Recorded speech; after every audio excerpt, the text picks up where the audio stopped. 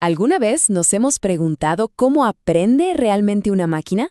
Y no hablamos de memorizar datos, sino de adquirir una habilidad que parece muy nuestra, muy humana, como reconocer un objeto. Bueno, hoy vamos a meternos de lleno en ese misterio. Veremos cómo una red neuronal pasa de no saber absolutamente nada a dominar una tarea. Y van a ver que no es ciencia ficción, es algo mucho más fascinante. Es un proceso de optimización matemática. Miren este número. A ver, todos sabemos que es un 3, ¿verdad? Lo reconocemos al instante aunque esté un poco mal escrito y con poca resolución. Para nosotros es fácil, pero ¿cómo le enseñamos a una computadora a hacer lo mismo? Es un problema gigante porque no hay 2 3 iguales.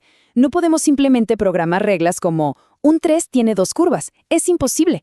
Y es justo aquí donde entra en juego la arquitectura de una red neuronal. Imaginen que la red está organizada en capas, como un sándwich. La primera, la capa de entrada, tiene 784 neuronas.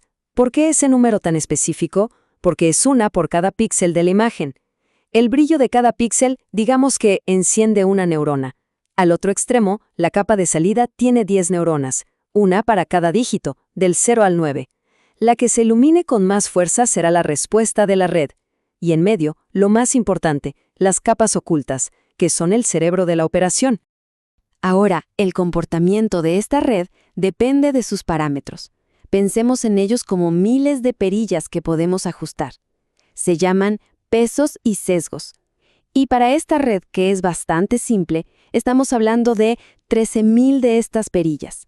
La pregunta del millón es, ¿cómo encontramos la combinación perfecta de esas 13.000 perillas para que la red funcione bien? Ok, antes de poder mejorar, la red necesita una forma de saber qué tan perdida está. No basta con decirle, lo hiciste mal. Necesitamos un número, una calificación precisa de su error. Y para eso existe la función de costos. Es literalmente como la nota de un examen para la red. Un solo número que resume qué tan bien o mal lo hizo. Si el costo es muy alto, la red está fallando por mucho. Si el costo es bajito, se está acercando. Así que todo el objetivo del aprendizaje es simplemente hacer que este número sea lo más pequeño posible. Al principio, cuando todas las perillas están puestas al azar, si le mostramos un 3, la salida de la red es un caos total, un montón de activaciones sin sentido. Lo que nosotros queremos es muy claro, que la neurona del 3 se encienda al máximo, con un valor de 1, y todas las demás estén apagadas, en 0. Bueno, la función de costos lo que hace es medir la distancia entre ese caos inicial y nuestro ideal. El cálculo, en concepto, es bastante sencillo. Para cada una de las 10 neuronas de salida, se toma la diferencia entre lo que la red dijo y lo que debería haber dicho. Esa diferencia se eleva al cuadrado para que siempre sea un número positivo, y luego se suman todos esos pequeños errores. Si promediamos esto a lo largo de miles de ejemplos, obtenemos un único número, el costo total de la red. Perfecto. Ya podemos calificar a la red. Sabemos qué tan mal está. Ahora viene lo bueno. ¿Cómo la mejoramos? ¿Cómo encontramos el punto donde ese costo es el más bajo posible? La respuesta es un algoritmo que es el pilar de casi todo el aprendizaje automático. El descenso de gradiente. La mejor manera de entenderlo es con una analogía. Imaginen que la función de costos es un paisaje enorme, con montañas y valles. La altura en cualquier punto es el valor del costo. Nuestro objetivo es encontrar el punto más bajo de todo el paisaje, el fondo de un valle.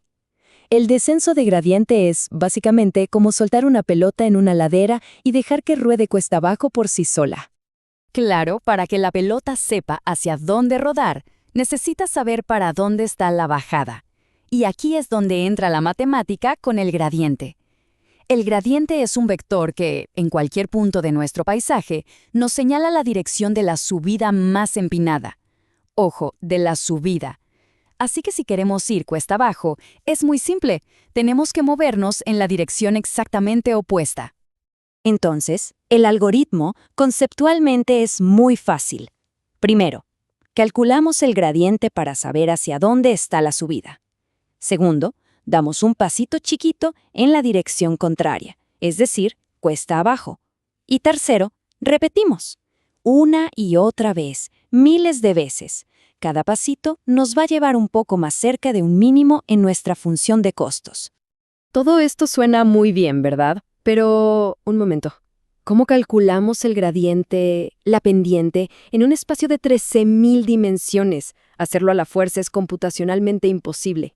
Y aquí es donde aparece el verdadero motor del aprendizaje en las redes neuronales, un algoritmo brillante llamado retropropagación. Hay una frase muy famosa en neurociencia que nos da una pista. Neuronas que se activan juntas, se conectan juntas. Bueno, la retropropagación es la versión matemática de esa idea. Refuerza las conexiones que llevaron a una respuesta correcta y al mismo tiempo debilita las que contribuyeron al error. El proceso funciona al revés, de atrás para adelante.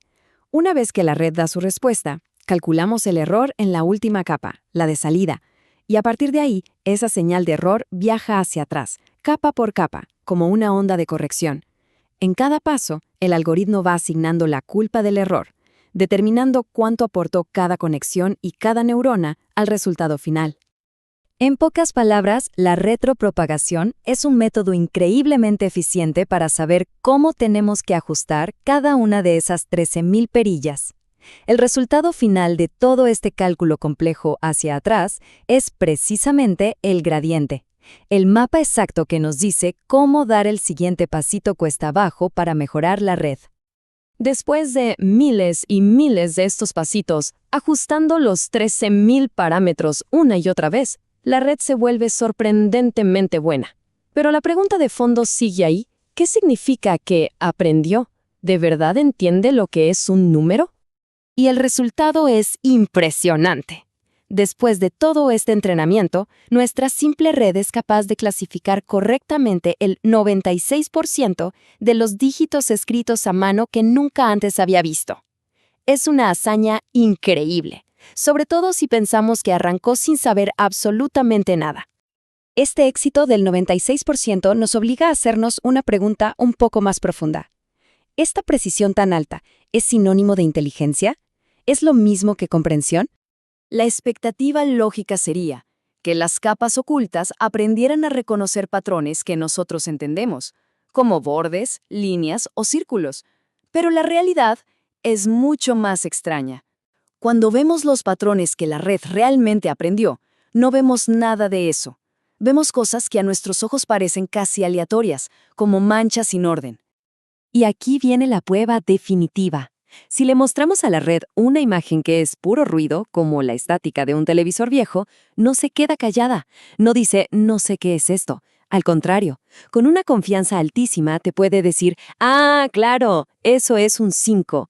Y esto nos demuestra que no entiende los dígitos como nosotros, simplemente encontró un atajo estadístico para resolver su tarea. ¿Y por qué hace algo tan raro? Porque su universo es increíblemente limitado.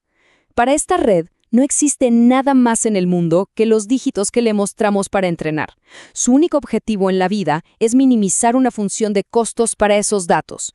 No tiene ni idea de lo que es el ruido, el contexto o el sentido común.